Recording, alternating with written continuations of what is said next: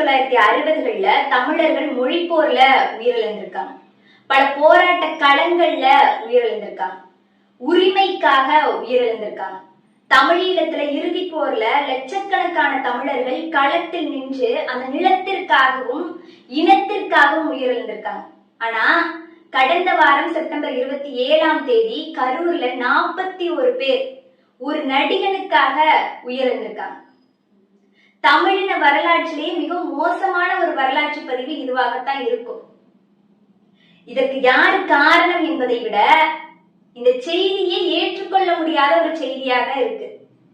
ஐயன் வள்ளுவன் கூறுகிறார், அஞ்சாமை ஈகை அறிவூக்கம் இந்நான்கும் எஞ்சாமை வேந்தர் இயல்பு. அதாவது ஒரு தலைவனுக்கு அஞ்சாமை ஈகை அறிவு ஊக்கம் இந்த 4 பண்புகளும் இருக்கணுங்கிறார். ஆனா ஒரு தலைவனுக்கு இந்த 4 பண்புமே இல்ல அப்படின்னு பார்த்தா அது தாவேகா தலைவர் விஜய் அவர்களுக்கு தான்.